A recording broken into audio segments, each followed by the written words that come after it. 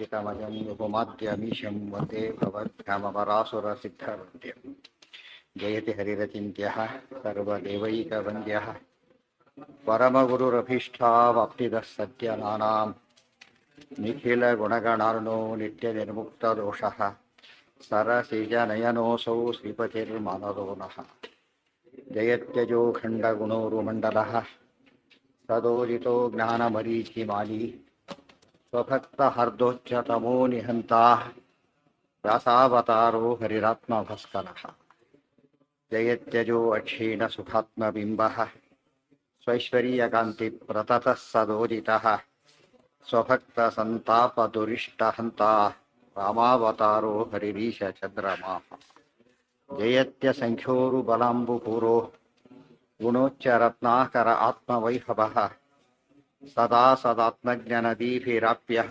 ಕೃಷ್ಣಾವತಾರೋ ಹರಿರೇಕಸಾಗರಃ ನಾರಾಯಣಂ ನಮಸ್ಕೃತ್ಯ ನರಂ ಚೈವ ನರೋತ್ತಮಂ ದೇವೀಂ ಸರಸ್ವತೀಂ ವ್ಯಾಸಂ ತತೋ ಜಯಮುದೀರಯೇ ಗುಣಾಸ್ತು ಕಾಲಾತ್ ಪಿತೃಮಾತೃದೋಷಾತ್ ಸಕರ್ಮತೋ ವಾ ಅಭಿಭವಂ ಪ್ರಯಾಂತಿ.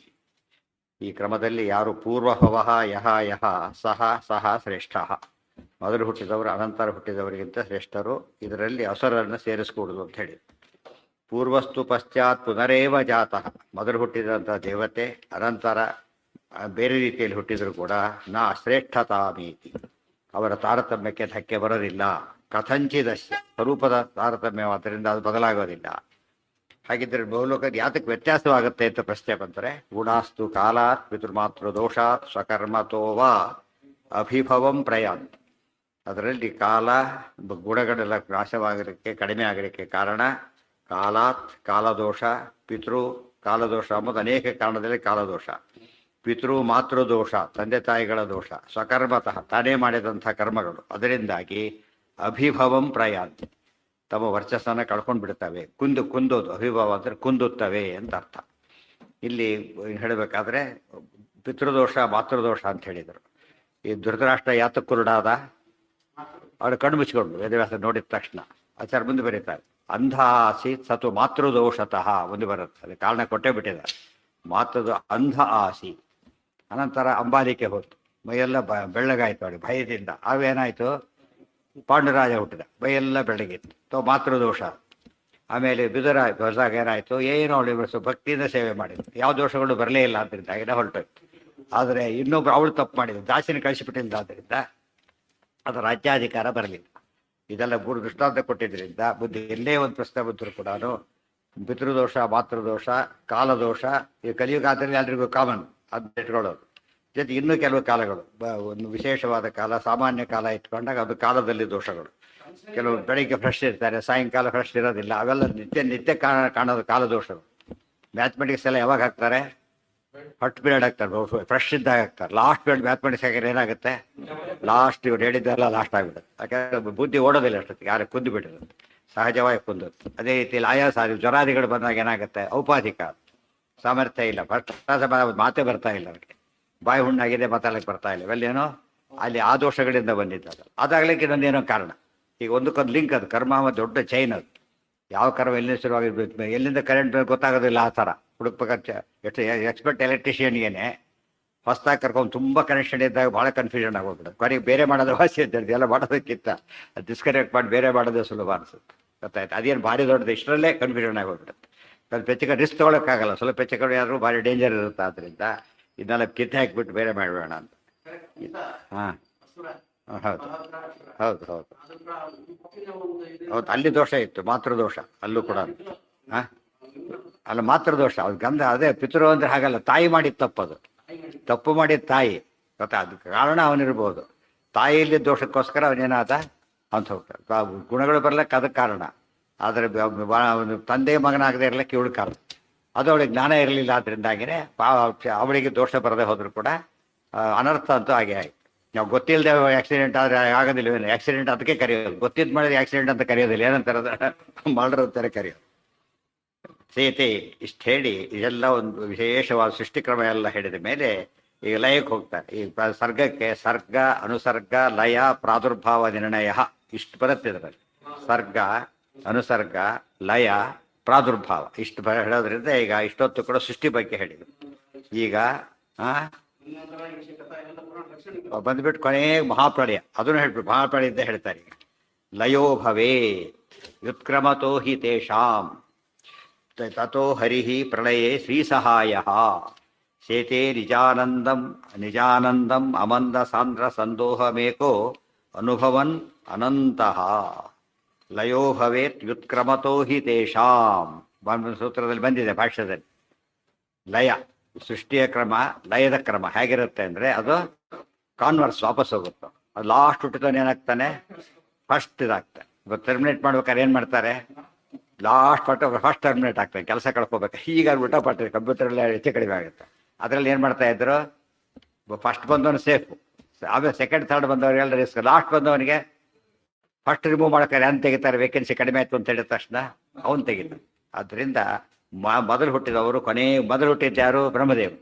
ಸೊ ಕೊನೆಗೆ ಬ್ರಹ್ಮದೇವರು ವಾಯುದೇವರು ಜೊತೆಗಿದ್ದಾರೆ. ಉಳಿದರೆಲ್ಲ ಕ್ರಮೇಣ ಗೌಡಶೇಷರು ಈ ಕ್ರಮದಲ್ಲಿ ಬರ್ತಾರೆ. ಲಾಸ್ಟ್ ಇವರು ಹೋದ ಜೀವ ಇದ್ದಾರಲ್ಲ, ಇವಲಿ ತತ್ವ ದೇವತೆಗಳಲ್ಲಿ ಯಾರು ವ್ಯುತ್ಕ್ರಮತಃ ಸೃಷ್ಟಿಯಲ್ಲಿ ಸೃಷ್ಟಿಯ ಕ್ರಮಕ್ಕೂ ಲಯದ ಕ್ರಮಕ್ಕೂ ಎಕ್ಸಾಕ್ಟ್ಲಿ ಏನಿದೆ, ಅಪೋಸಿಟ್ ಇದೆ. ಅದನ್ನ ಅರ್ಥ ಮಾಡಿಕೊಂಡ್ರೆ ಅದೇ ರೀತಿ ಆಗಬೇಕು ಅಂತಿಲ್ಲ. ವ್ಯುತ್ಕ್ರಮತೋ ಹಿ ತೇಷಾಂ ತಥೋ ಹರಿಹಿ ಪ್ರಳಯೇ. ಇಲ್ಲಿ ಲೋಕದಲ್ಲಿ ಹಾಗಲ್ಲ, ಇಲ್ಲೂ ಕೂಡ ಬದಲು ಸಾಮಾನ್ಯ ಏನಿದೆ, ಈಗ ಹಿರಿಯರು ಮೊದಲು ಸಾಯಬೇಕು, ಚಿಕ್ಕವರು ಆಮೇಲೆ ಸಾಯಬೇಕು. ಅದಕ್ಕೆ ರಾಮದೇವರ ಕಾಲಕ್ಕೆ ಬಂದ ಬ್ರಾಹ್ಮಣ, ಅಪ್ಪ ನಾನು ಮಗ ಹೇಗೆ ಸತ್ತ ಅಂತ ಕೇಳಿದ. ಅದೇನಾಗ ಫಸ್ಟ್ ಯಾರು ಸಾಯ್ಬೇಕಿತ್ತು, ಈಗ ತಾನು ಸಾಯ್ಬೇಕಿತ್ತು. ಯಾಕೆಂದ್ರೆ ಮೊದಲು ಹುಟ್ಟುತ್ತವ್ರು ಮೊದಲು ಹೋಗ್ಬೇಕು, ಗೊತ್ತಾಯ್ತಾ, ಅರ್ಥದಲ್ಲಿ. ಇದು ಊಟಪಟ ಇದೆ. ಇಲ್ಲಿ ಕೊನೆಗೆ ಹುಟ್ಟುತ್ತವ್ರು ಮೊದಲು ಹೋಗ್ಬೇಕು. ಇದರಲ್ಲಿ ಇಲ್ಲಿ ಮೊದಲು ಹುಟ್ಟಿದವ್ರು ಮೊದಲು ಭೂಲೋಕದಲ್ಲಿ ಹೇಗೆ ಅಂತ ಕೇಳಿದ್ರೆ ಉಲ್ಟಪಟ್ಟ ಇದೆ. ಈ ಹುಟ್ಟಿನೊಳಗೆ ಮೊದಲು ಹುಟ್ಟಿದವ್ರು ಮೊದಲು ಹೋಗ್ಬೇಕು. ಕೆಲಸ ರಿಟೈರ್ ಆಗೋದು ಯಾರಾಗ್ತಾರೆ, ರಿಟ್ರೆಂಚ್ ಮಾಡೋದು ಬೇರೆ, ರಿಟೈರ್ ಮಾಡೋದು ಬೇರೆ. ರಿಟೈರ್ ಯಾರಾಗ್ತಾರೆ, ಈಗ ಫಸ್ಟ್ ಅಂದ್ರೆ ಬಂದು ಹೋಗ್ತಾರೋ. ಯಾತಕ್ಕೆ, ಸೀನಿಯರ್ ಮೋಸ್ಟ್ ಆದ್ದರಿಂದ ಏಜ್ ನೋಡ್ತಾರೆ, ಆಗ್ತದೆ. ಜನರಲಿ ಸಾಮಾನ್ಯವಾಗಿ ಏಜು ಅದು ವ್ಯತ್ಯಾಸ ಆಗೋದು ರೇರು. ಕೆಲಸ ತೊಗೊಂಡು ಬಲಬೇಗ ಕ್ಲಾಸ್ ಸೇರಿಬಿಟ್ಟು ಮುಂದೆ ಹೋಗ್ಬಿಟ್ಟಿರ್ತಾರೆ ಅಷ್ಟೇ. ಅದರ್ವೈಸ್ ಏನಾಗಿರೋ ಸೀನಿಯಾರಿಟಿ ಹಾಗೆ ಅದಕ್ಕೆ ತಕ್ಕಂತೆ ಇರುತ್ತೆ. ಆದ್ದರಿಂದ ರಿಟೈರ್ಮೆಂಟ್ ಬೇರೆ, ರಿಟ್ರೆಂಚ್ಮೆಂಟ್ ಬೇರೆ. ರಿಟ್ರೆಂಚ್ ಆಗಬೇಕಾದ್ರೆ ಲಾಸ್ಟ್ ಬಂದವನು ಫಸ್ಟ್ ಹೋಗ್ತಾನೆ. ರಿಟೈರ್ ಆಗ್ಬೇಕಾದ್ರೆ ಫಸ್ಟ್ ಬಂದವನು ಫಸ್ಟ್ ಹೋಗ್ತಾರೆ. ಫಸ್ಟ್ ಬಂದವರೇ ಫಸ್ಟ್ ಹೋಗ್ತಾರೆ. ಆದ್ದರಿಂದ ಈ ಭೂಮಿಯಲ್ಲಿ ಕ್ರಮ ಹೀಗಿದೆ. ಲಯೋ ಭವೇತ್ ವ್ಯುತ್ಕ್ರಮತೋ ಹಿ ತೇಷಾಂ ತಥೋ ಹರಿಹಿ ಪ್ರಳಯ. ಲೋಕದಲ್ಲೂ ಕೂಡ ಕಾಮನ್ ಸೆನ್ಸ್ ಇದೆ.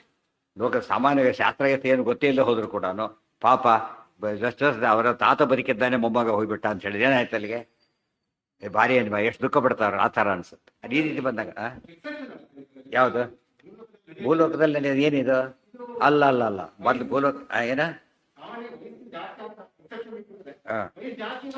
ಹೋಗ್ತಾರೆ. ಅದು ಈ ರೀತಿ ಆದಾಗ ಅಂತ ಅದೇ ಹೇಳಿದ್ ನಾನು. ಈ ರೀತಿ ಆದಾಗ ಅಯ್ಯೋ ಪಾಪ ಅಂತಾರೆ. ಅರ್ಥ ಆಯ್ತಾ ನಿಮಗೆ? ಇನ್ನು ತಾತ ಬದುಕಿದ್ದಾನೆ, ಮೊಮ್ಮಗ ಹೋಗ್ಬಿಟ್ಟ ಅಂದ್ರೆ ಏನರ್ಥ ಅಲ್ಲಿಗೆ? ಈಗ ಮುತ್ತಾತ ಬದುಕಿದ್ದಾರೆ, ಮೊಮ್ಮಗ ಹೋಗಿ ಬಾಡಿ ದುಃಖ ಆಗ್ಬಿಡುತ್ತೆ. ಯಾತಕ್ಕೆ? ಇದಾದ್ರೆ ಆಗಲ್ಲ, ವಯಸ್ಸಾಯ್ತು, ಕಾರಣಕ್ಕೆ ವಯಸ್ಸಾಯ್ತು, ಇದನ್ನ ಹೇಳಿದ್ರೆ ಆ ಕಾರಣ ಹೇಳೋದಿಲ್ಲ ಅದನ್ನು. ಅದೇ ಬ್ರಾಹ್ಮಣ ಕೇಳಿದ್ದು, ನಾನು ಬದುಕಿದ್ದೇನೆ, ನನ್ನ ಅಂತ್ಯಕ್ರಿಯೆ ಮಗ ಮಾಡಬೇಕು, ಅವನೇ ಮೊದಲು ಅವನು ನಾನು ಮಾಡೋಕ್ಕಾಯ್ತಲ್ಲ, ಇದು ಯಾವ ಲೆಕ್ಕ ಇದು? ಬೇರೆ ಕಡೆ ಆದ ರಾಜರ ಜವಾಬ್ದಾರಿ, ನೀನು ರಾಜ. ಈಗ ನನ್ನ ಕಡೆ ತಪ್ಪಿಲ್ಲ, ಸಕರ್ಮತಃ ನನ್ನಿಂದ ತಪ್ಪಾಗಿಲ್ಲ, ಗ್ಯಾರಂಟಿ. ನಿನ್ನ ರಾಜ್ಯದಲ್ಲಿ ನಾನಿದ್ದೇನೆ ಅಂದಮೇಲೆ ನಾನು ತಪ್ಪು ಮಾಡೋಕ್ಕೆ ಸಾಧ್ಯನೇ ಇಲ್ಲ.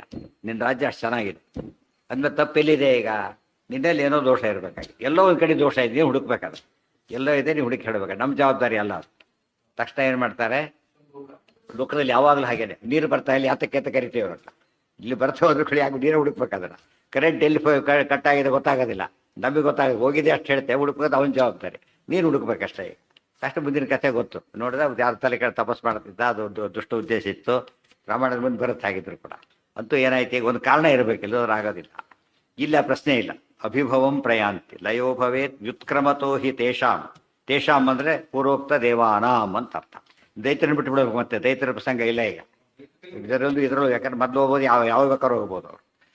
ವ್ಯುತ್ಕ್ರಮತೋ ಹಿ ತೇಷಾಂ, ಅವ್ರ ತತ್ವಾಭಿಮಾನಿಗಳ ಬಗ್ಗೆ ಹೇಳ್ತಾ ಇದ್ದಾರೆ ದೇವತೆಗಳಲ್ಲಿ. ಅವ್ರ ಹೆಸರು ದೈತ್ಯರಾದ್ರಿಂದ ಆ ಗುಂಪು ಹೋಗಿಬಿಡ್ತು.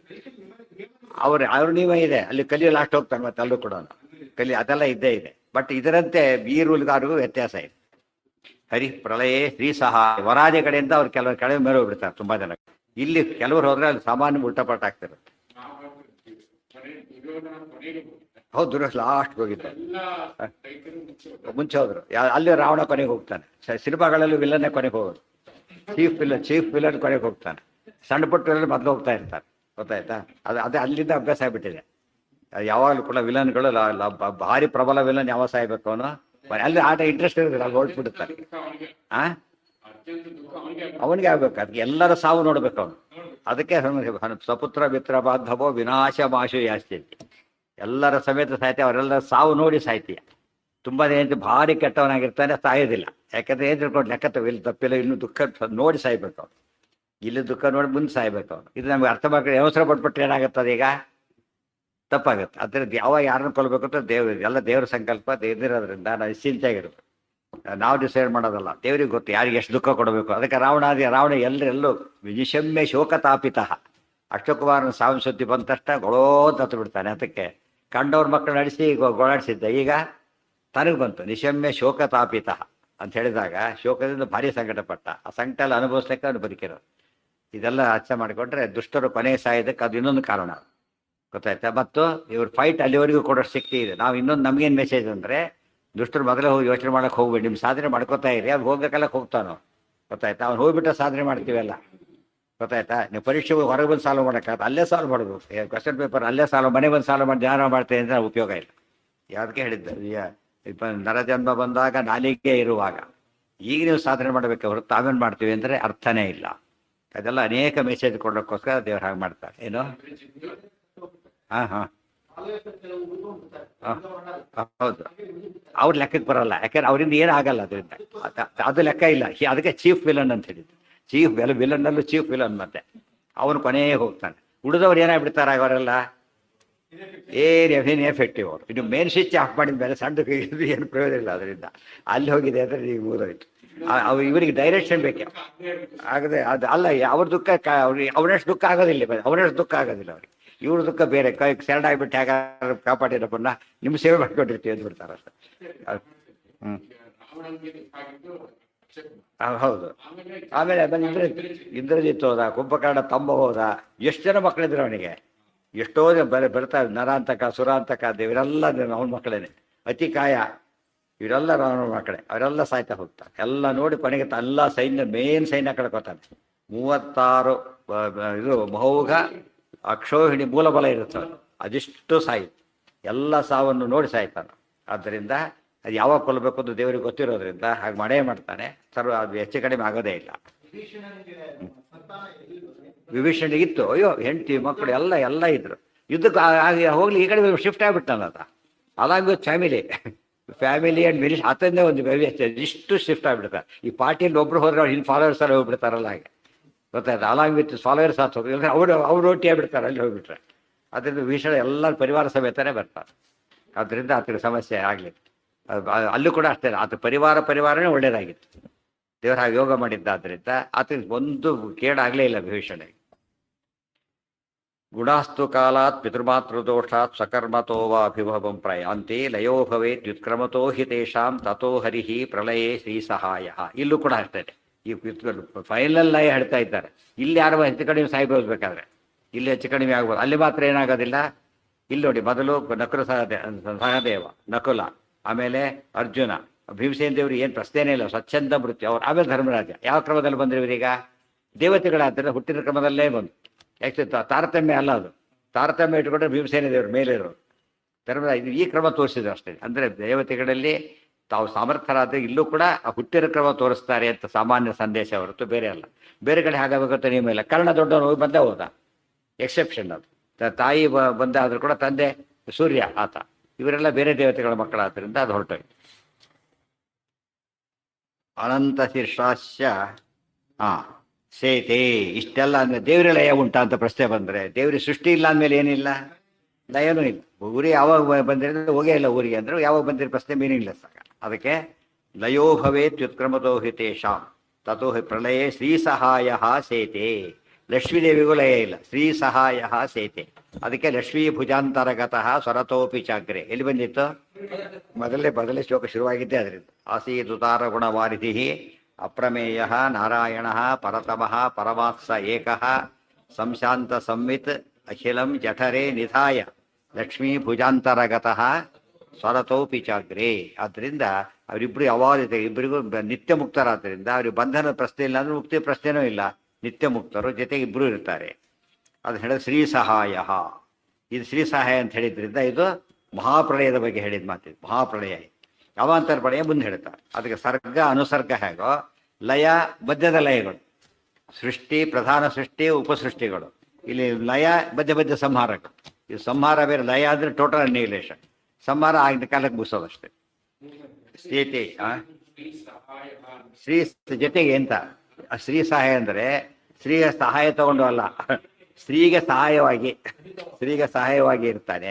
ಅದಕ್ಕೆ ಲಕ್ಷ್ಮೀ ಸಹಾಯಂ ವ್ಯಾಸರಾಜ ಸ್ತೋತ್ರ ಮಾಡಬೇಕಾದ್ರೆ ನಾರಾಯಣ ಸ್ತೋತ್ರ ಮಾಡ್ತಾ ಲಕ್ಷ್ಮೀ ಸಹಾಯಂ ಅಂತ ಸ್ತೋತ್ರ ಮಾಡ್ತಾ.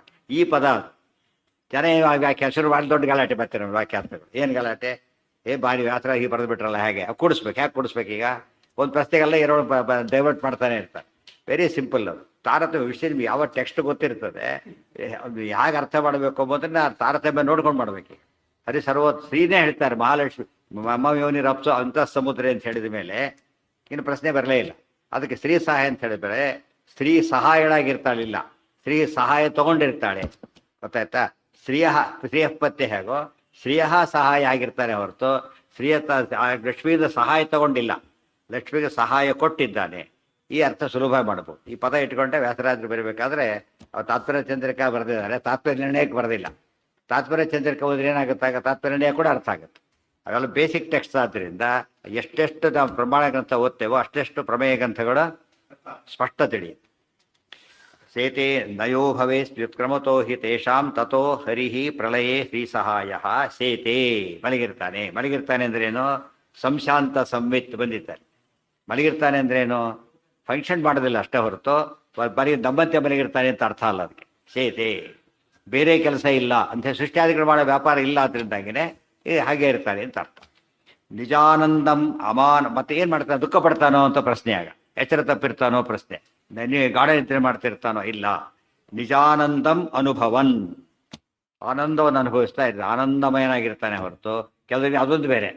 ಎಲ್ಲ ಹೋದ್ಮೇಲೆ ಒಂಥರ ಒಂಟಿ ಆಗಿಬಿಡುತ್ತೆ, ಬಡಬಡ ಅನ್ನೋದು ಶುರು ಮಾಡಿಬಿಡ್ತಾರೆ. ಹೊತ್ತಾನೆ ತುಂಬಿದ ಮನೆಯಲ್ಲಿ ತುಂಬ ಜನ ಊರಿಗೆ ಹೊರಟೋಗ್ಬಿಟ್ಟು ಏನೋ ಸತ್ಯವರಿಗೆ ಕೈಕಾಲು ಆಡೋದೆಲ್ಲ ಶುರು ಮಾಡಿಬಿಡ್ತಾರೆ. ಏನು ತೋಚೋದೇ ಇಲ್ಲ, ಏನೋ ಆಗೋಗ್ಬಿಟ್ಟಿದೆ ಅಂತ ಹೇಳ್ತಾರೆ. ದೇವರಿಗೆ ಅದು ಯಾವುದೂ ಇಲ್ಲ. ಯಾಕೆ? ಇವರಿದ್ರು ಅಷ್ಟೇ ಹೋದ್ರೆ ಅಷ್ಟೇ. ನೂರಾರು ಇರಬೇಕಡಿದೆ, ಹೋಯ್ತು ದುಃಖ ಪಡ್ತೀವಿ ನಾವೀಗ. ದೇವ್ರ ಬಿಂದು ಇವರೆಲ್ಲ ಹೇಗಿದ್ದಾಗ ಲೆಕ್ಕ?